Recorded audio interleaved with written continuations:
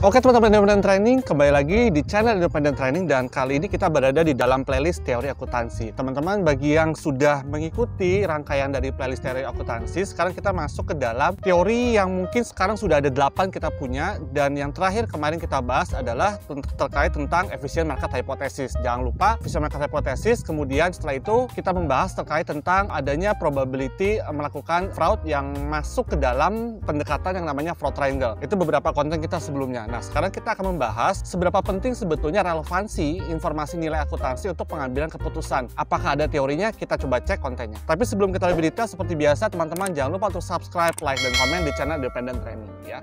Nah, kita masuk ke dalam materi teman-teman. Nah, relevansi informasi akuntansi sebagai sebuah pengambilan keputusan. Kalau teman-teman perhatikan, kita sudah banyak sekali sebetulnya menyinggung terkait tentang informasi di dalam pelaporan keuangan sebagai bentuk dari tanggung jawab profesi akuntansi memberikan kontribusi kepada market. Market di sini artinya kepada pengambil keputusan, kepada investor, kemudian kepada pembaca laporan keuangan, kepada broker, kepada stakeholder, kepada otoritas pajak, kepada termasuk stakeholder di dalamnya adalah bagi serikat buruh di dalam karyawan, di dalam perusahaan, Itu adalah kontribusi yang kita berikan di dalam profesi akuntansi dengan luaran informasi pelaporan keuangan, informasi akuntansi untuk pengambilan keputusan. Apakah ada teori yang melandasinya? Kita masuk ke dalam apa sih sebetulnya informasi ini ya. Jadi harapannya adalah the ability of financial accounting information to help users make good decisions. Nanti kita akan define ya, apa yang dimaksudkan dengan good decision. To properly understand this concept, we need to consider other theories. Jadi memang ada satu teori yang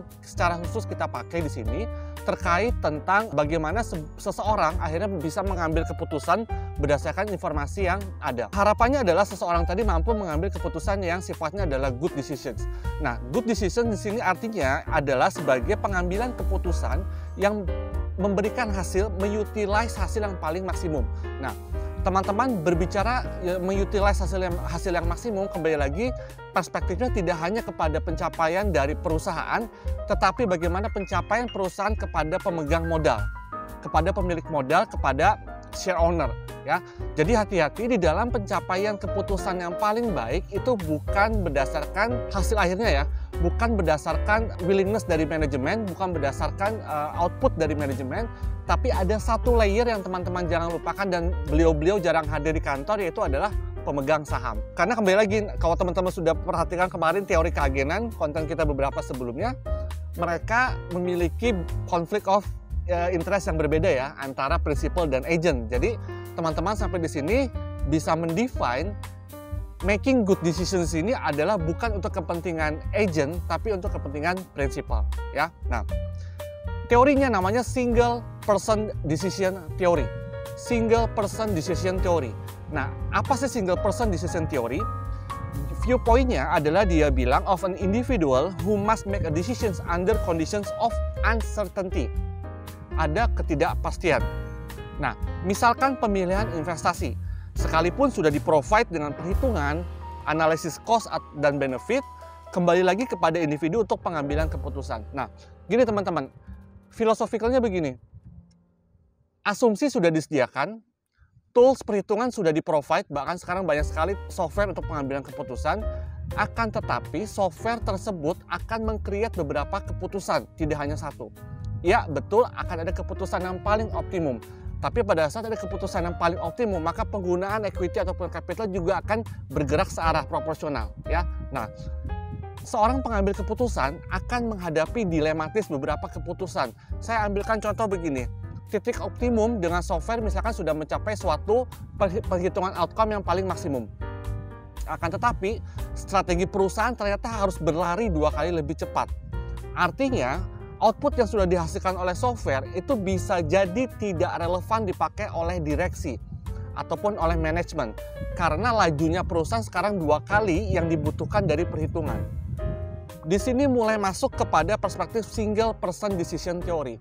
Artinya apa teman-teman? Bahwa di dalam kondisi yang uncertainty, di dalam kondisi yang membutuhkan pencapaian khusus secara khusus, maka dibutuhkan diskresi atau artinya manusia as a person dia akan mengambil keputusannya sendiri regardless apapun yang sudah dihasilkan oleh software alat bantu pengambilan keputusan itu akan diabaikan.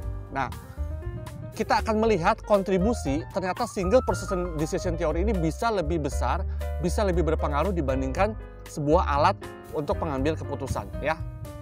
Nah, kembali lagi kepada keputusan investasi, ya.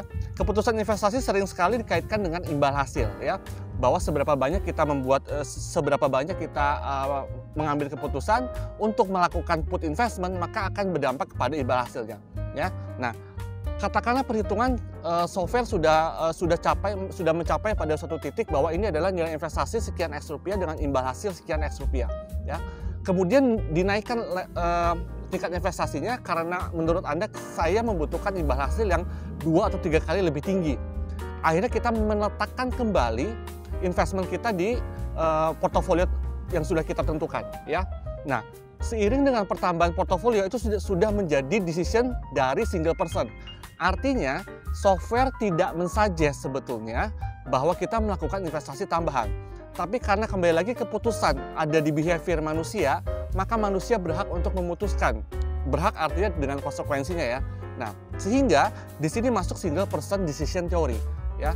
Jadi ada baiknya memang teman-teman ini kembali lagi kepada judgment underlying di dalam pengambilan keputusan as a person, as a single person, sebisa mungkin kita memprovide dengan asumsi-asumsi serta justifikasi yang bisa diverifikasi, justifikasi yang bisa di-recall kembali. Kalau dipertanyakan mengapa kita memutuskan investasi sekian X rupiah pada portofolio ini, ya. As a single person decision theory, dia bisa bilang bahwa itu adalah keputusan saya orang pribadi, tapi dalam kondisi uncertainty. Artinya, kalau kondisinya pasti, seharusnya bisa dihitung oleh software. Ada asumsi yang konstan, ya. Nah, single person decision theory dia mau bilang bahwa ada suatu kondisi dimungkinkan as a person mengambil keputusan di luar dari justifikasi yang sudah diberikan oleh software, perhitungan dan segala macam, ya. Itu terkait tentang single person decision theory. Nah, kita lanjutkan kembali. In a decision theory, dia bilang the concept of rational individual simply means that in making decisions, dia bilang the chosen act, ya, perilaku yang kita harapkan adalah yield the highest expected utility, mencapai imbal hasil yang paling tinggi, ya, yield the highest expected utility. Kita lanjutkan kembali. Yang memperlemah, dia bilang the weakening of relationships between current financial statement information and future firm performance due to this error probability is sometimes described as a noise, ya, noisy or dia bilang as low earning quality in the financial statement. Nah, memang harapannya teman-teman ada hubungan yang bisa diciptakan antara current financial statement information dengan future firm performance. Ini dua konten kita yang sebelumnya, ya, bagaimana mengkaitkan informasi saat ini dengan informasi laporan keuangan dengan future firm performance. Seharusnya informasi yang saat ini kita baca memiliki predictability value ke depan untuk melakukan future firm performance, ya. Nah, akibat adanya kalau sampai terjadi noisy, dia bilang maka laporan keuangan memiliki kualitas yang rendah, ya. Financial statements that are highly informative and the information systems that underlies them are often called transparent, precise, tepat, or high quality, ya. Since they convey mengandung lots of information to investor, ya. Jadi kita punya noisy ataupun low earning quality. Kalau ditanyakan teman-teman apa sih arti low earning quality? Satu kalimat. Informasi saat ini tidak mampu mencerminkan performance perusahaan ke depan. That is low earning quality. But kalau sebaliknya kita bilang high earning quality, maka laporan keuangan informasi saat ini, current informasi saat ini mampu memprediksi future performance ke depan, ya. Itu definisi bagaimana kita mendefine low earning quality dan high earning quality, ya. Nah, the definition of information should really be interpreted net of cost. Ini mungkin agak sulit ya teman-teman memahaminya, tapi mari kita coba membedah unsurnya, ya. The definition of information, definisi informasi dia bilang should really interpreted net of cost. Information source may have the potential to affect an individual decisions. Informasi kemungkinan besar memiliki potensial efek untuk mempengaruhi keputusan saya. Akan tetapi, if it is too costly, apabila menjadi terlalu costly, maka it is not information since it will not be used. Oke, sekarang kita mau bicara teman-teman begini. ini ada informasi mempengaruhi Anda sebagai pengambil keputusan, ya. Oh, itu sudah definisi informasi, tapi kita expand. Pada saat ini ada informasi saya berikan kepada Anda, tapi informasinya bermanfaat, tapi teman-teman memperhitungkan cost-nya. Pada saat cost-nya lebih besar daripada manfaatnya, maka itu tidak lagi menjadi informasi. Karena apa? Karena teman-teman tidak akan mengambil informasi tersebut. So, kata-kata tadi, the definition of information should really be interpreted net of cost. Artinya apa? Bahwa informasi yang disampaikan, yang kita ambil untuk mengambil keputusan, mempertimbangkan cost-nya. Ya, cost, misalkan begini teman-teman, cost itu bukan hanya in term of cash flow ya, how to get the information, tapi juga impact. Misalkan kita mendapatkan informasi yang ternyata bermanfaat, akan tetapi informasi tersebut justru akan membuat reputasi perusahaan kita semakin buruk. That is too costly. How to get information ternyata bisa membuat reputasi perusahaan kita menjadi semakin buruk. Lebih baik saya tidak pakai informasi itu. Ya, jadi berbicara too costly tidak hanya masalah in terms of cash flow yang kita keluarkan how to get information, tapi juga bagaimana cost akibat dampaknya. Ya, jadi hati-hati mempertimbangkan bahwa informasi juga mempertimbangkan net of cost. Artinya teman-teman membandingkan pada saat biayanya terlalu tinggi, dalam tanda kutip daripada manfaatnya, tidak kita gunakan informasinya, maka itu tidak lagi menjadi informasi. Ya, kita lanjutkan kembali.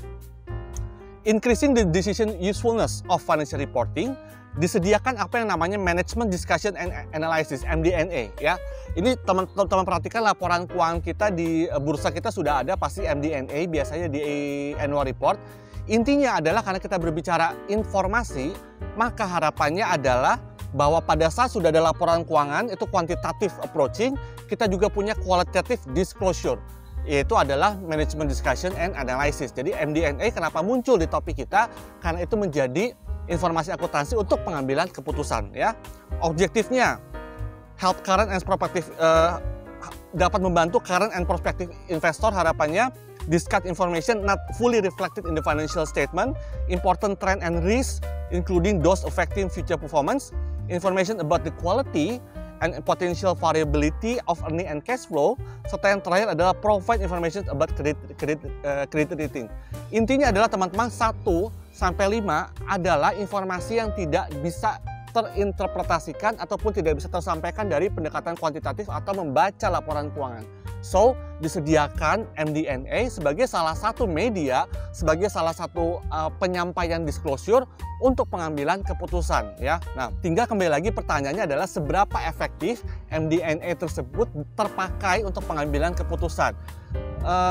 Bagi kita ataupun mungkin bagi saya secara khusus, bagi kita yang sudah memahami laporan keuangan, maka mungkin kita akan lebih prefer melihat laporan keuangan.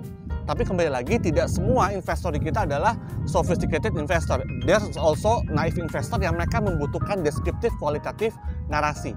Ya, nah itu sebabnya MD&A disediakan karena kembali lagi tidak semua karakteristik dari investor kita memiliki literasi dan kompetensi yang sama untuk menginterpretasikan laporan keuangan. Ya.